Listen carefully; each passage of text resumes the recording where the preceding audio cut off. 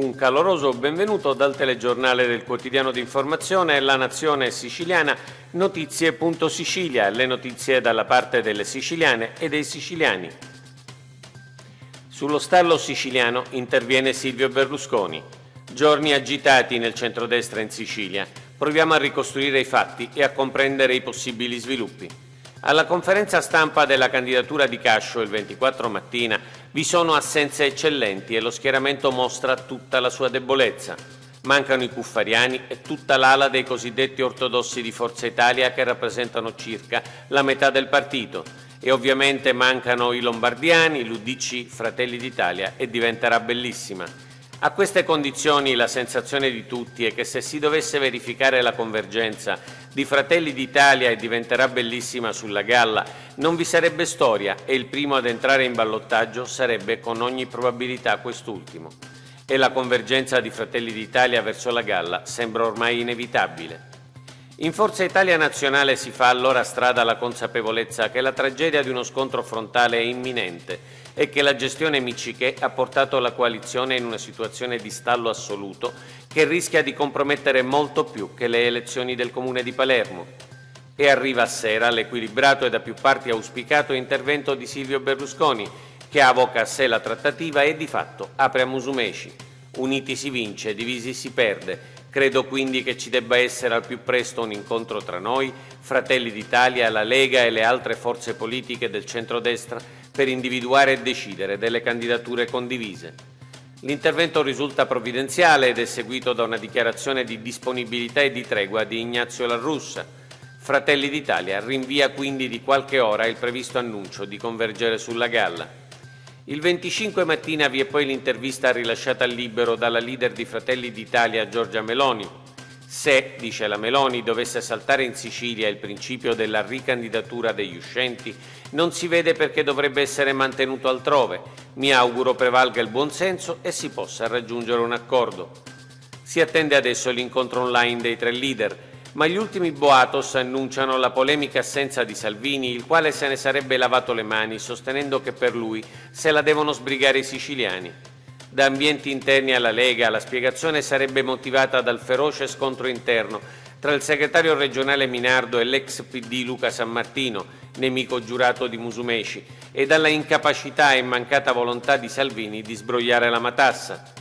La giornata di oggi si annuncia quindi decisiva e chi lavora allo sfascio si assume una gravissima responsabilità. Il credito miliardario sbloccato dal governo Musumeci. Molti hanno improvvisamente scoperto che lo Stato italiano ha un debito virtuale con la regione siciliana di circa 8 miliardi, ma soltanto il governo Musumeci ha ripreso la trattativa su questo credito. La legge finanziaria del 2007, approvata nel dicembre del 2006, prevedeva che nell'arco di un triennio la compartecipazione della Regione alla spesa sanitaria sarebbe passata dal 42 al 49% e come compensazione si riconoscesse in cambio alla Regione siciliana una percentuale non inferiore al 20 e non superiore al 50% del gettito delle accise sui prodotti petroliferi messi in consumo nel territorio regionale. La prima parte entrò ovviamente subito in vigore, ma la compensazione non ha mai trovato attuazione. La Regione impugnò davanti alla Corte Costituzionale la legge di bilancio dello Stato, ma in ben 2 occasioni la Corte non accolse il ricorso, con l'argomento che la mancata previsione nel bilancio rendeva di fatto la norma inefficace. La situazione cambia nel 2018 quando l'assessore Armao, con un colpo di genio, inserisce in entrata nel bilancio di quell'anno una cifra di circa 600 milioni come trasferimento dovuto dallo Stato alla Regione, in quanto ancora vigente la norma del 2007. Ovviamente la cifra viene cautelativamente destinata a un fondo da utilizzare solo dopo l'esito del contenzioso con lo Stato. La mossa determina esattamente l'obiettivo sperato e si dimostra di straordinaria efficacia. Lo Stato ovviamente impugna la norma e la Corte Costituzionale, pur cassando la posta di bilancio in entrata, staccandosi dal precedente orientamento, chiede allo Stato di verificare in concreto e in un confronto con la Regione la spettanza del trasferimento finanziario. Con la sentenza si apre quindi un'importante breccia. Da questo momento in poi l'argomento si riapre. Dopo lunghe trattative si perviene allo straordinario accordo del dicembre 2021, nel quale, tra le altre importanti agevolazioni per l'isola, si stabilisce che a partire dal 2022 lo Stato avrebbe definito un contributo a compensazione della norma del 2007 e dal 2023 l'isola avrebbe ricevuto, come retrocessione delle accise, almeno 630 milioni di euro l'anno. Un risultato straordinario si è quindi conseguito e da questo si riparte. Il credito precedente, non più esigibile, è consegnato al confronto politico tra Regione e Stato, ma finalmente la Regione, invece di presentarsi con il cappello in mano, si presenta come protagonista e soggetto istituzionale tra pari. Anche questo va a merito del governo Musumeci. Approvato dalla Regione il regolamento edilizio unico. La Regione ha approvato un regolamento edilizio unico tipo e punta a uniformare procedure e adempimenti su tutto il territorio.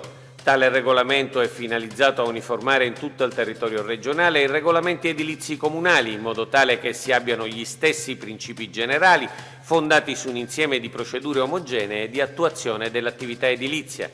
Nei 120 giorni successivi alla data di pubblicazione del documento sulla Gazzetta, i comuni potranno apportare eventuali integrazioni legate a specifiche caratteristiche territoriali. Si tratta, ha dichiarato l'assessore Cordaro, di un unico strumento di governo dei principi e delle procedure nell'ambito edilizio, così da creare un'omogeneità dei regolamenti di tutti gli enti locali, eliminando definitivamente quella babele procedurale che spesso rallenta i percorsi autorizzativi e crea disagi ai cittadini. TV locali a rischio chiusura, 500.000 euro dalla Regione.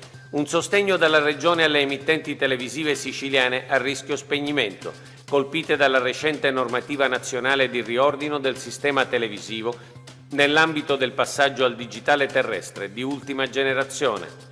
La misura varata permetterà il proseguimento delle attività editoriali, destinando da subito un fondo di 500.000 euro che consentirà di erogare i contributi nei confronti delle TV siciliane che, pur partecipando all'ultimo bando del Ministero dello Sviluppo Economico, non sono risultate destinatarie delle relative agevolazioni. In questi mesi, dichiara il Presidente della Regione siciliana Nello Musumeci, anche con le altre regioni abbiamo duramente contestato la disposizione nazionale che rischia di far cessare l'attività di molte emittenti dall'etere siciliano. Oggi è tutto per l'informazione della Nazione Siciliana a notizie.sicilia e appuntamento alla prossima edizione. Per approfondire le notizie andate direttamente sul nostro sito www.lanazionesiciliana.eu.